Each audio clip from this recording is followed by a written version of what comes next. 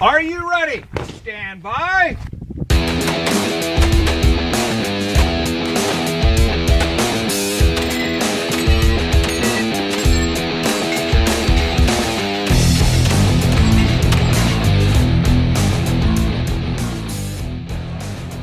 All right, welcome back to the Three Gun Show. We are at SHOT Show 2017, and we are in the Krieger Barrels booth with Mr. John Krieger. John, welcome to the show.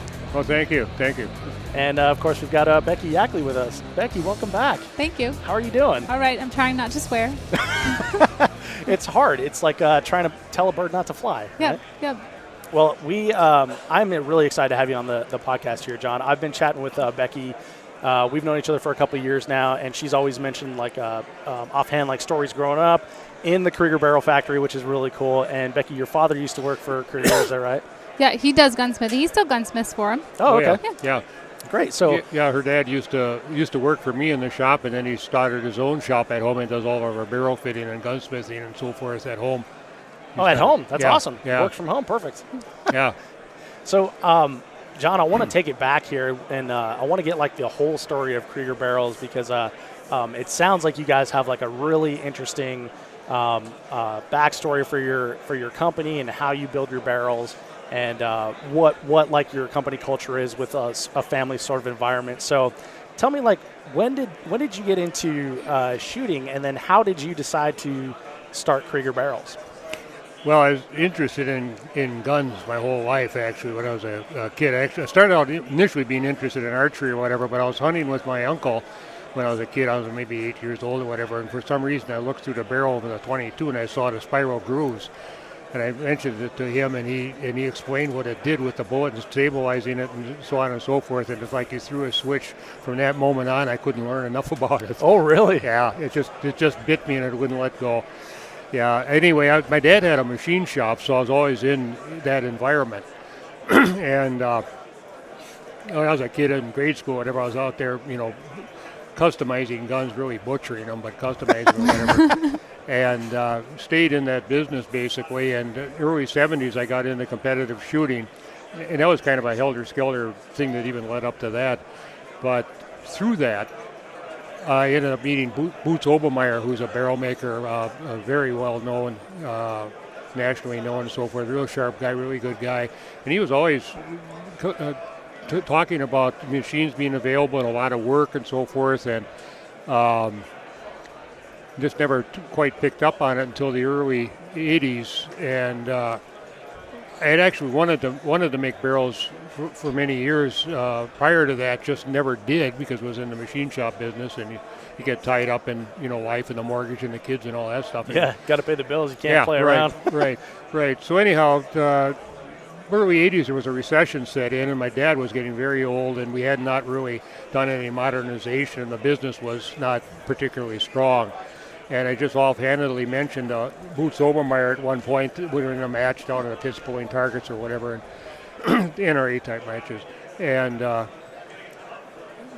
mentioned to him I'd be interested in it, finding some machinery or whatever. And a couple months later, a guy called me from Indiana, Jim McLemore, said he was going out east to buy some machinery. Wanted to know whether I was interested, and I said, yeah, I was. So a week or two later, he called and had a rifler, and I said, well, you better get me a drill and a reamer then, too. So he did, and then I still was running my dad's business during the day and had to do the learning how to make barrels and that at night. Right. But Boots was very instrumental. He had given me a lot of tips. I never actually had the opportunity to work with him like Mark Chamlin had and Mike Rock, but I did get a lot of useful information from him. Having been in the machining all my life, I understood what he was talking about, whereas a lot of times other people in the matches wouldn't know what he was talking about. Sure. But, he was very instrumental in getting me into the barrel business, and then after, just loved it. Yeah. I'm 73 now, and I still do the same stuff all the time. People said, why don't you retire? And I said, well, I don't know. I think I am. I'm doing what I want to do. Yeah, I mean, that's the ultimate goal, right? Yeah, yeah. Right. There's probably a lot of folks out there that say, oh, I can't wait till I retire. I'm going to make barrels. So yeah, there you go. Yeah. So what was that feeling like when he called you up and said, I found a barreler, and now you have the opportunity to do what you wanted to do? It was at that moment of I'm trying to think of a right way to put it, just fish or cut bait, Yeah. for lack of a better Yeah, way to put okay. it, or whatever. This is it, and pretty much without just instinctively, I just said, yeah, buy it for me or whatever, and.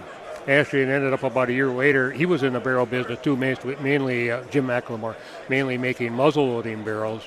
And about a year after I bought this machinery, he went out of that business and sold me his rifle. So I had two of them already then. And he actually came back into the business maybe about 6-8 years ago. Like you're talking about, I'm retired now. I'm going to go make barrels, type of thing. So.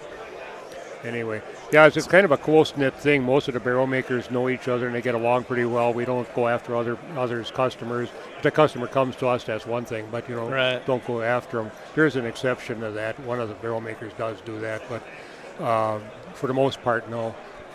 So now, the first barrel you made, once you got all that machine work there, was it just pristine, shining, came down from the heavens type of barrel, or was it like, oh, I really screwed this one up, I better get better at this? No, it kind of evolved. It was part of the learning curve, really. The very first one I made wasn't even barrel steel. I was just trying out the tooling. Oh, okay. I had pretty much designed my own rifling heads, and it took the third one before it worked right. And so I just did any kind of steel or whatever just to see what it was work. The second one was an actual barrel steel or whatever, and that's when I first started exploring lapping them. So the first one wasn't lap. The first real barrel wasn't lap. Maybe the second or third one I started lapping them, and so it wasn't a clear-cut thing at all. The one thing I did do is the machinery I got needed a lot of work. They generally do, and the gun drill in particular. And I always felt that was going to be the hardest thing to do. It actually turned out to be probably the easiest thing to do.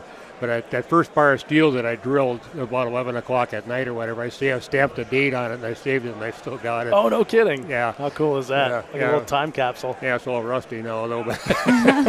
Well, yeah, because you're in Wisconsin, so Yeah. you can't set any steel down humidity around everywhere, there. yeah.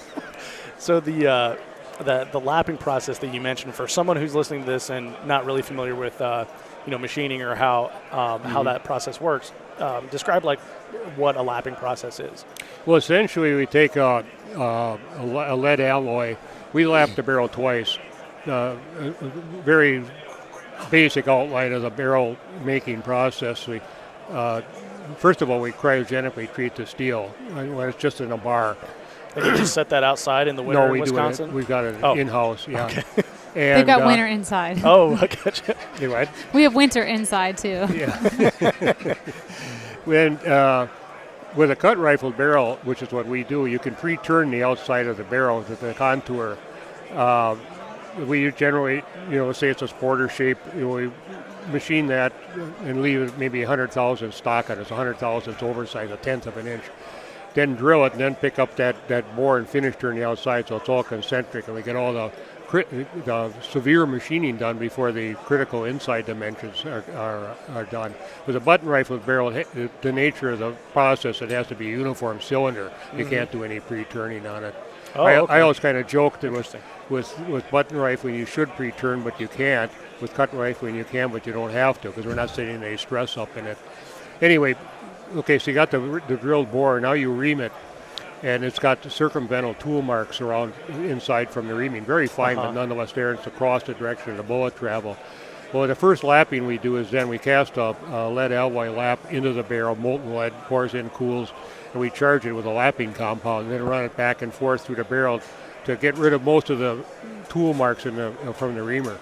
We don't want to overlap it because it actually degrades the accuracy that you get from the reamer. Because once you get a reamer stoned in and tuned in, it'll ream easily within 25 millionths uniformity. It's just marvelous. After that, it gets rifled, and we finish lap it. It's a little bit different process. The rod is basically like a glorified cleaning rod, real good bearings in the handle and everything. We cast a lead lap in it, and it goes back and forth and it rotates with the rifle, and it gets the direction of the finish, the lay of the finish, all in the direction of the bullet travel. So it cuts down on the following and everything. It improves the finish slightly, and if there's any burring or anything like that to do, it gets just basically a really good, smooth, good finish for the bullet to find when it gets in the barrel. So that's for in my context, like I'm familiar with like machining aluminum parts and everything, and you always deburr the outside. So is that basically like a deburring of the rifling for the inside of the bore to smooth that out? You what? Is it basically like a deburring process to get rid of any burrs from the cutting if process? there's any burrs in there, which rarely there is, but Right. there will be mostly edges. from the standpoint that the machinability of the steel varies even in one length of bar. They're not homogeneous and uniform. We can even hear it when they're drilling. It's changing sound or whatever. But but mostly it's to get, when we first did the pre-lapping after the reaming, the barrel's actually spun where we're running the lap back and forth, so it leaves a crosshatch pattern like an engine cylinder almost. Well, now that's on top of the lands. The grooves from the cutting are in the direction of the bullet travel, but the stuff on top of the lands isn't. So it's mostly what we're doing is getting that finish on the top of the lands the same as the grooves, is all the same as the direction of the bullet travel. I gotcha. So it's like super details that make your barrels unique and shoot so well? Is that I think so. And it reduces copper fouling and that sort of thing. I've never experienced any fouling personally with my own barrels, and like I say, I've shot competitively with them since the early 70s. And essentially, it's one of the things we hear all the time is they clean easier and they don't foul and so on and so forth. So once you got those that first barrel made and you realize, okay, we've got a good process here. I can repeat this. I can make a second barrel and a third barrel, etc. How did you go to then market your barrels? Did you stick in the competition shooting, or did you just find the first person you could and say, hey, look at this? Well, actually, I had a couple of barrels out. It was, like I say, it was an evolving process. It wasn't a cut and dry thing. At this date we did this or that. But nationally, the way I first did it is I ran a little tiny classified ad in Shotgun News, and we got hundreds of responses from that one thing, and then it started. Oh, no kidding. Yeah. From that point on, we were behind on delivery. It's a good problem to have. Yeah, we got the we got behind in delivery, our production always kept increasing. We got more machines and so on and so forth, but nonetheless, we always seemed to be behind. We never got caught up. But do you remember what that first ad said that was in Shotgun News? Well, no, not exactly. But the other thing we were doing, we had one of the things with my dad's shop is we did some government work for Rock Island Arsenal and things like that. And one of the things we actually made and still make to this day is hooded aperture rear sight for the M14 and the M1 Grand. And we had just finished two big orders for Rock Island for those, and I always overran them because I could sell them commercially too. And so I had that in the ad as well, and actually that was probably more the bulk of the ad was about this hooded aperture sight that was made to mil spec, whatever it was, and stuff like that.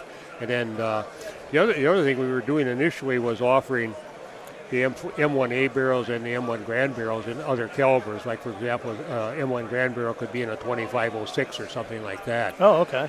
So it was something that nobody else was doing at the time. And the other thing that nobody else was doing was when somebody wanted to, say, when they wanted to build a full-bore match M1A, they'd have somebody build it like Clint Fowler's, who was a good builder, and they would have to get a premium barrel blank. There was a lot of people were using other barrel blanks, like Barnett was making a M14 barrel, something like that, but it wasn't a premium barrel blank to start with. So somebody like Quinn Fowler would have to buy an Obermeyer barrel or Hart barrel, or they never had to do ours because we started this program right away, but you'd have to do all the machining on the outside of it, and that's where really the work is on those things, the splines and the threads and the timing and the gas port and all that.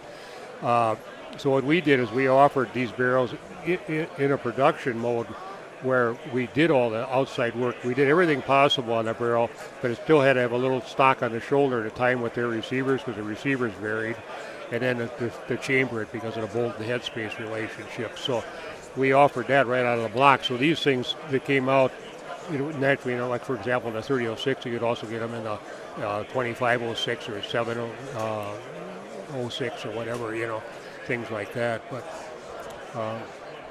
so have you primarily stuck to like competition shooting? Is that what? You've primarily stuck to competition shooting as like your general market for the barrels you make? Yeah, we didn't really try to target anything in particular, I guess, because of the M1A barrels, the slash M14. The Marines were using them. And oh, really? in fact, one of the NRA shows was in New Orleans. It was the poorestly attended NRA show I've ever been to. And I used to do the shows alone back then, and I walked out of the booth and walked around, and I found the Marine shooters. They had a booth there, and I talked to them, and they said they took my literature and said they would talk to the armorer, Tim Fisher, and he called, and I sent him a barrel sample, and he put it on one of their M14s, and the guy won the President's 100. yeah, so that was our first start, really, getting some national attention. They wouldn't let me use that in the advertising, but I could tell where they'd been in the country shooting because they would start getting ads from all around the country. But essentially, to answer your original question, the vast majority of our promotion has been word of mouth. We've done very little advertising prior to now. I do believe now is a different market, so that's changing. But prior to that, we haven't had to. It's been word of mouth, and through that word of mouth, we've ended up selling nationally and to 17 foreign countries, so all friendly countries. The good ones. Yeah. So that's worked very well for us, but I think now it's a little bit different. And one of the reasons we've teamed up with Becky, an old family, her dad and I, and I've known her since she was a little girl. I had no idea she was such a good shooter. Keep it a secret. How did that happen? Yeah, but she's been working on the media stuff and just putting together ads for us and things. And just doing it. I don't know whether you remember it or not. I got to show you this sometime. You scrimshawed a powder horn for me. You remember that? I remember. Yeah, I remember. Beautiful job. She's very artistic. He let me borrow, and actually, you'll get a kick out of this. When I was in college, I borrowed some checkering tools from you. Oh yeah, I just found them like 2 weeks ago. Oh really? And now you got to return them. They've been in storage. Johnny probably been looking for those all these years. Huh? I got so many. I don't even know what I got. But I'm always looking for the magic checkering tool, and I haven't found it yet.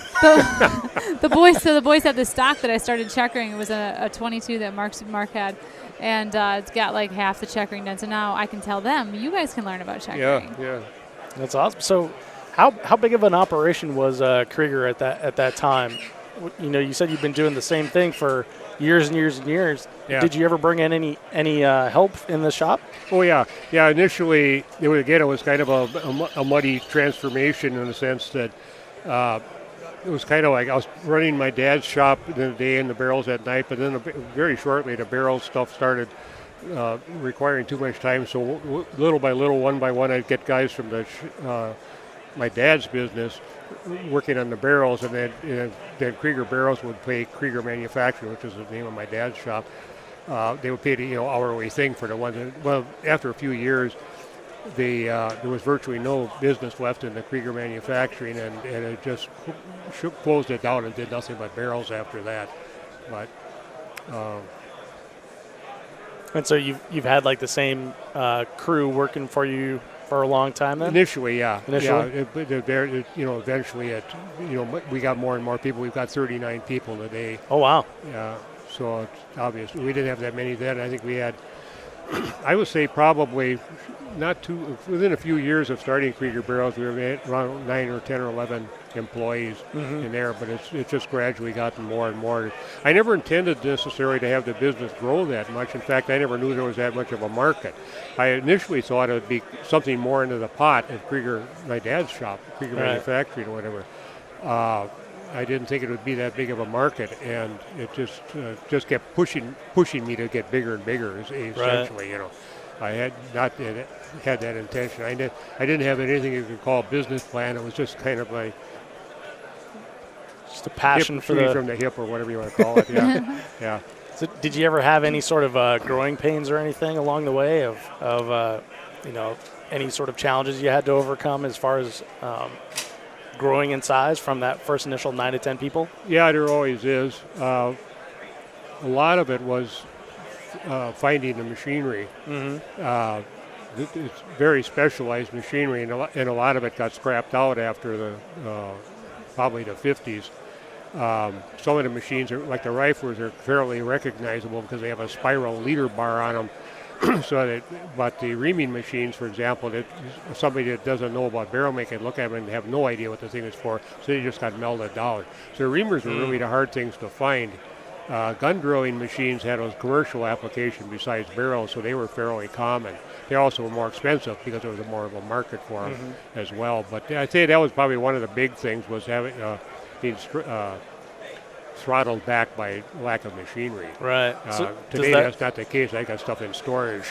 Because you have to kind of buy it when it turns up, whether you need it at that point in time or not. Right, because you might need it in the future, right? Yeah, because they don't make them anymore. But not these machines. I mean, you can make the machines. If it's been made once, it can be made again. Right.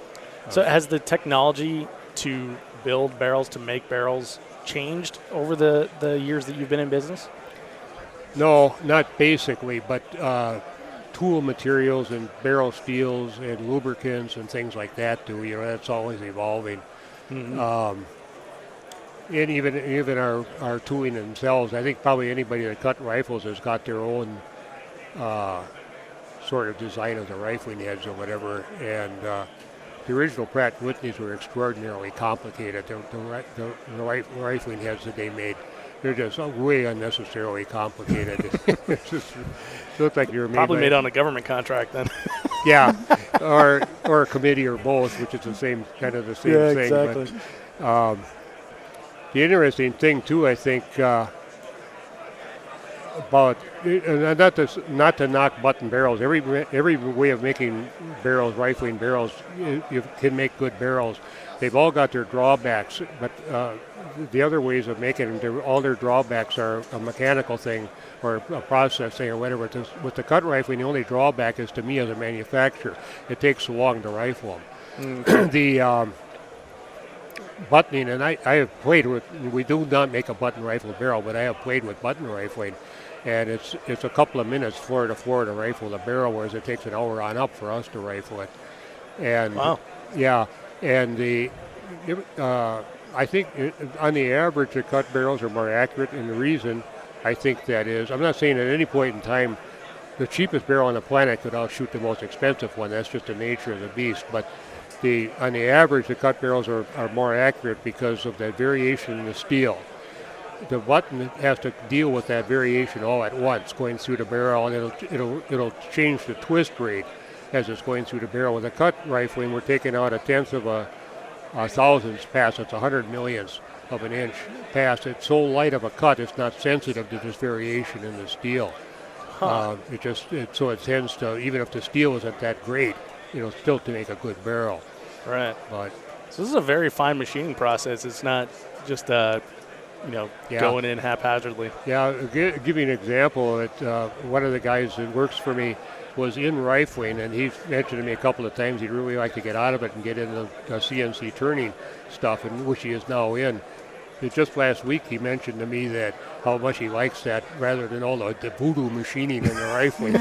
Because there's a much art and feel and gut instinct to the rifling the barrels.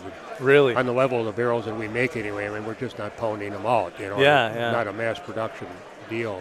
So do you find, with that voodoo, do you find it's like difficult to bring someone new into the process and train them up on that to hone that feel for? It depends.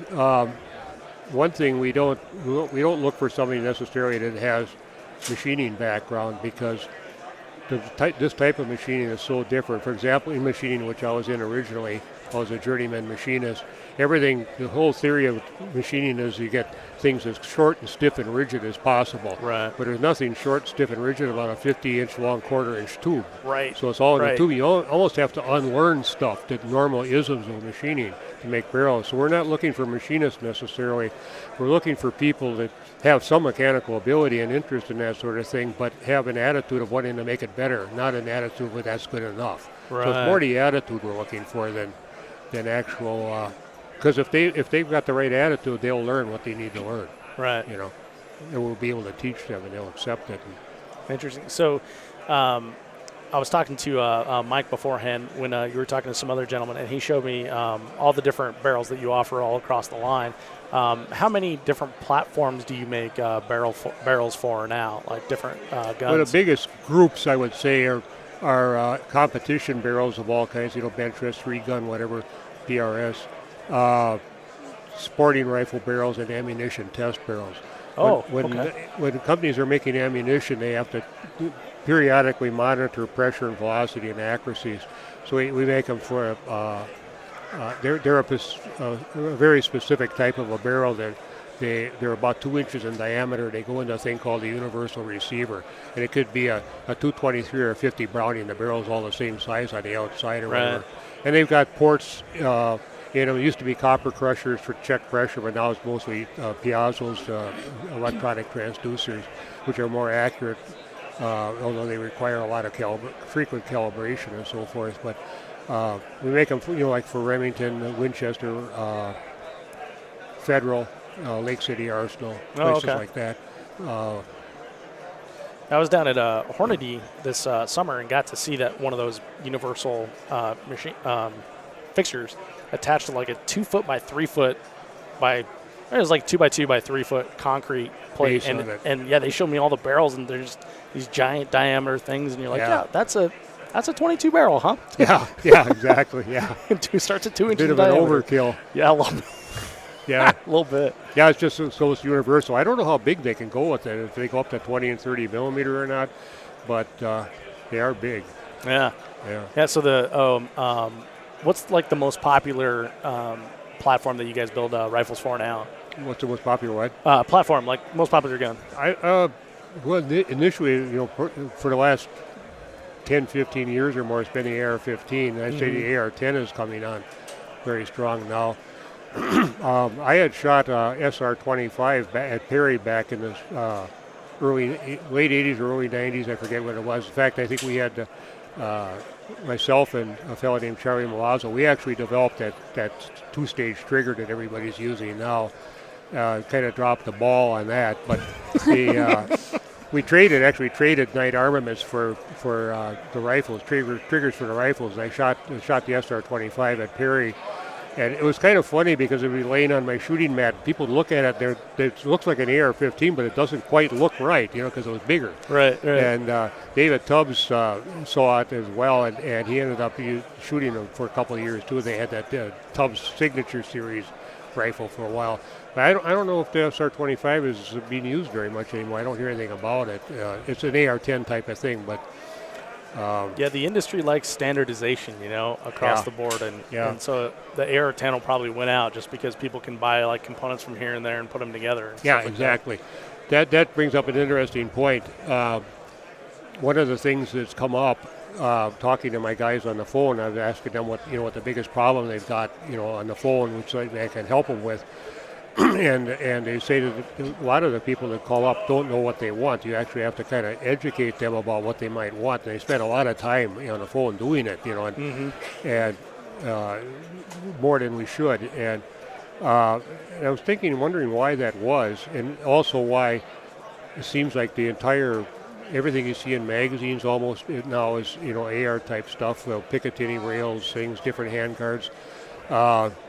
Why that is, there's hardly any wood anywhere. You know? And this is my own theory for whatever it's worth. Prior to the First World War, most shooters used lever action rifles. After the First World War, they started using bolt actions, and I think because they got exposed to the Springfield and Enfield during the war. When I fast forward to now, a lot of shooters, shooters now, when they went into the military, they weren't shooters. They got exposed to it. They liked it. They came out. What were they exposed to? The M16, the tactical long-range rifles, and things like that. And they don't have any shooting background or anything prior to that, so they don't really know what they want. And a lot of it, you look in the magazines, you look on the internet or whatever, there's just hundreds of different configurations of things that you can put on, kind of like the 1022 is. Anything, you can make that thing into anything you want. You And make any it into color a you Star want, Wars too. blaster just about if you want Yeah. to. Exactly. There's And people's their whole business is painting them like a Star Wars blaster. Yeah. what's that? I said there's people whose whole business is Cerakoting them like Yeah. a Star Wars blaster. Yeah, right, exactly. So then the AR-10 platform seems like it's going to win out because of the modularity and people buying stuff. You have to educate the customers on what type of barrel. So when you have a customer call in and they don't know exactly what they want, maybe they're wanting to shoot like the gas gun series or something of that nature, long range with like an AR-10 platform. How do you take them through that process? For me, I've never shot long range. The longest I've shot is like 600 yards in a 3-gun match. So if I'm looking to get into that, what advice would you give me as far as like what I need to look for in a barrel? Well, I think probably a good shooter doesn't matter too much. The only thing, if you're going to go to extremely long range, like 1,000 yards, the one thing you have to do is keep that bullet above the speed of sound. You can't have it go through the sound barrier. It just goes to pieces when it does that. I actually saw a bullet profile in a target one time sideways. You can see the boat tail and everything on it. Oh, really? Yeah, and you can hear it when it goes subsonic. There's a crack back maybe 800 or 900 yard line when you're down to the pits pulling targets, and then it comes through and it just kind of slaps the target. So you have to keep it sonic. And the longer barrels, you'll be able to get no more velocity out of. But with any of the gas-operated guns, you also run into the problem of the port pressure. So if you're using too slow of a powder to get higher velocity and so forth, you have to kind of balance this stuff out. And maybe after a certain point, a longer barrel won't help you any because you can't use the right powders to utilize the longer barrel. So that's kind of a balancing act. But as long as you keep the thing sonic, that's the main thing. And so would I do that with a longer barrel then? Up to a point, like I say, but you don't want to, after a certain point, I'm not sure that it's going to help much unless you use a slower burning powder, which might change your. See, what happens with the port pressure, why that's somewhat important, is when we've carried it to the other extreme, when they were making AR pistols and the gas port was back closer to the chamber, they would be ripping rims off the cartridges, and they figured they needed more. Let me put it a different way. They're having extraction problems. And they figured they needed more gas pressure, whatever, so they'd open the port up and they would be ripping rims off. But the problem was there was too much residual pressure in the cartridge case yet because by the time the pulse came back, as it was closer to the cartridge, the residual pressure was so high in there that it couldn't extract the cartridge. It actually had to move them down the barrel, which is incidentally what David Tubbs did with his signature series, as he moved the gas port and block further down the barrel so the pulse was gentler. Right. So you have a little bit of a balancing act. They're not as sensitive to it as like the M14 or the M1 Grand was to powders and bullet weights, but they still are to some degree. If I was going to shoot 1,000 yards, actually I shot the SR5 in our four-man team match at Lodi, which was 800, 900,000 yards, and then just a 2-day match, and Sunday was strictly 1,000 yards, and I had no trouble with it at all. I think I was shooting 180s, I don't recall. But there was no trouble keeping it sonic. The thing is, you get a 24-inch barrel, I don't think you really need anything more than that. Okay. I don't think you're going to gain anything from it. You don't have sight radiuses to worry about anyway because you got a scope on it. So with some of the Palma rifles or whatever, you even have a bloop tube on the end of the thing to get the sight radius further, because it's just more accurate, just like the Kentucky rifles, that sight radius is just simple trigonometry. But so then if I'm shooting 1,000 yards, so I'm sticking to like a 24-inch barrel, and I call up Krieger, talk to one of your sales folks, and what else are they going to tell me that I need to spec out on that barrel to make sure that it's the right one for me? I don't think anything. I think that would be it. You choose the caliber, it doesn't have to be a 308. We're doing a lot of 6.5 Creedmoors, for example, right now, a lot, probably more than anything else in the AR-10 platform, right?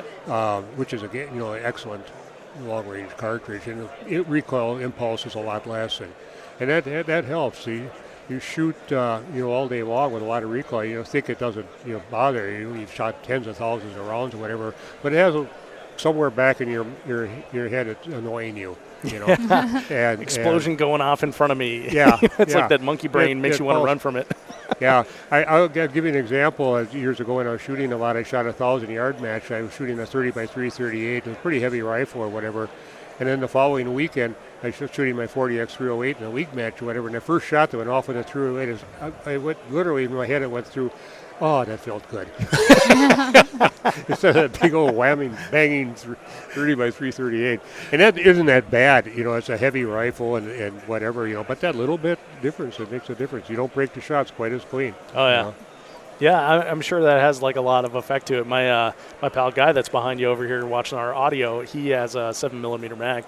And we took it to the range and we were shooting it, and by the end of the day, those groups start opening up. And guys like, oh, you want to shoot somewhere? I'm like, nah, I'm good. Thank you. Started getting beat in the face with the stock. Totally unrelated to what we've been talking about, but that just reminded me of somebody talking about the groups opening up. There's kind of an ism that a rifle with a very light barrel, like a hunting rifle, skinny light barrel, that after 2, 3, 4 shots or whatever, that the groups start to open up. They walking or the accuracy goes, they have to let them cool down or something like that.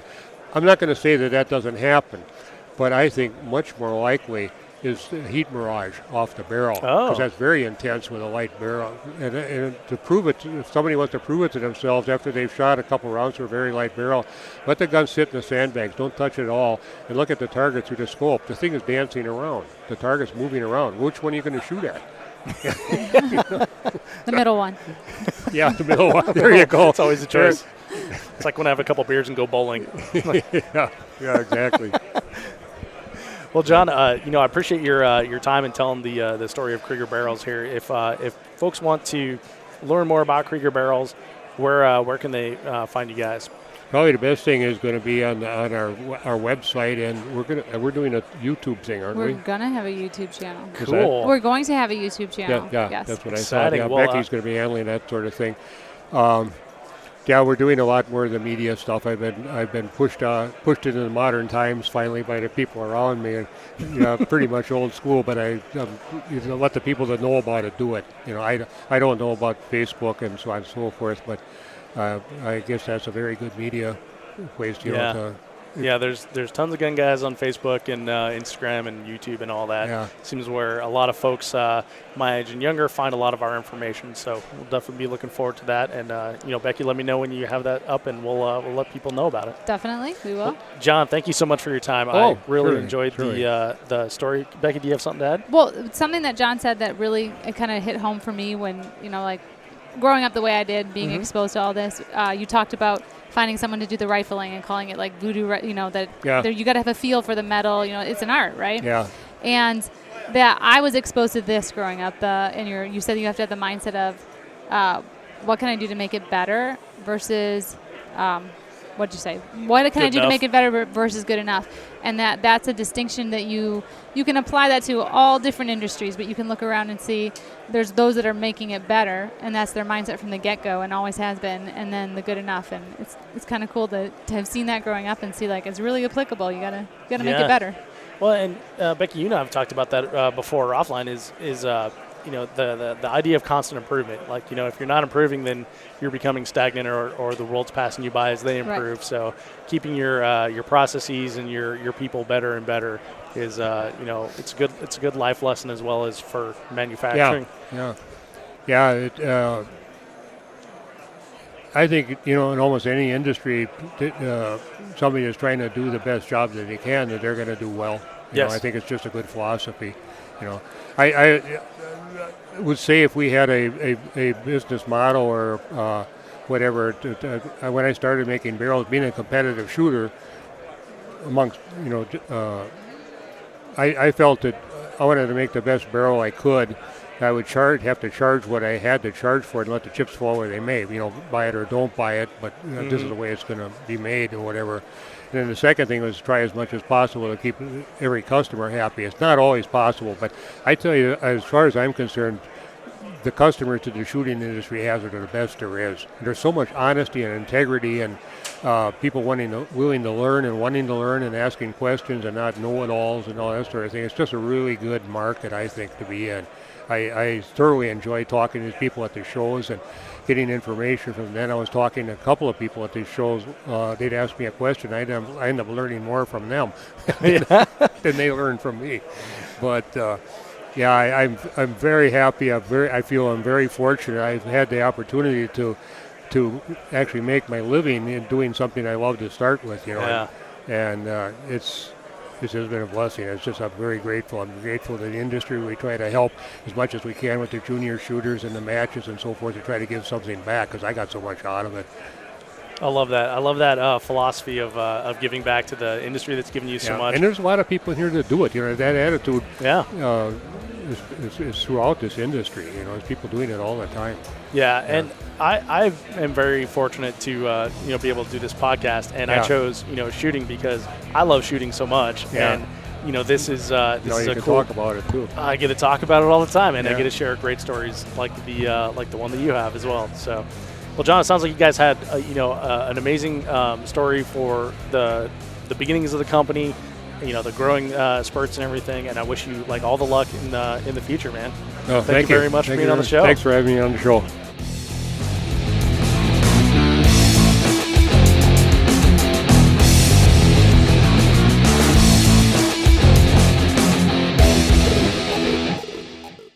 If you are finished, unload, show clear.